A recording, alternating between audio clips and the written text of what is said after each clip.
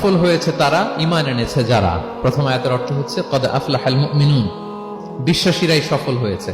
আল্লাহ তাআলা সফলতার মানদণ্ড এখানে ফিক্স করেছেন, ক্রাইটেরিয়া ফিক্স করেছেন ঈমান, বিশ্বাস, যেটা সবচাইতে দামি। সবচাইতে দামি কি?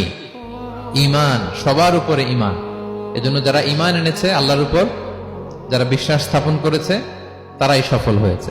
তো এই বিশ্বাসীদের কিছু গুণাবলী থাকতে হবে, কিছু ফিচার থাকতে হবে, তবেই তারা জান্নাতের ওয়ারিস হবে। সেগুলো কি? আল্লাহ শুরু করছেন। আল্লাহ বললেন প্রথম বৈশিষ্ট্য হচ্ছে আল্লাযীনা হুম ফি সলাতিহিম খাশিউন।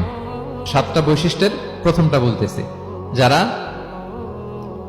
সফল হয়েছে বিশ্বাসীরা, ওই বিশ্বাসীরা যারা তাদের সালাতে বিনয়াবনত থাকে, বিনম্র থাকে। সালাত যখন আদায় করে তারা খুশু খুদুর সাথে সালাত আদায় করে, এটা হচ্ছে প্রথম বৈশিষ্ট্য। বিনয়ের সাথে। খুশু খুদু মানে হচ্ছে অন্তরের একাগ্রতা এবং অঙ্গ প্রত্যঙ্গের একাগ্রতা।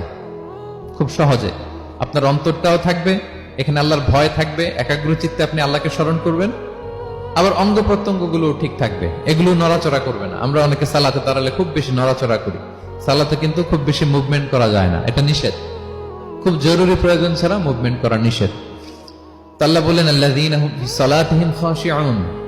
প্রথম বৈশিষ্ট্য হচ্ছে যারা তাদের সালাতে বিনয়াবনত থাকবে, একাগ্র চিত্তে সালাত আদায় করবে। এতটা একাগ্র চিত্তে তারা অন্তরের মধ্যে এই উপলব্ধি ধারণ করবে যে আমি যে ইবাদত করছি এটা আল্লাহ দেখছেন। Allah is watching me, Allah is observing me, আল্লাহ তাআলা সরাসরি দেখছেন।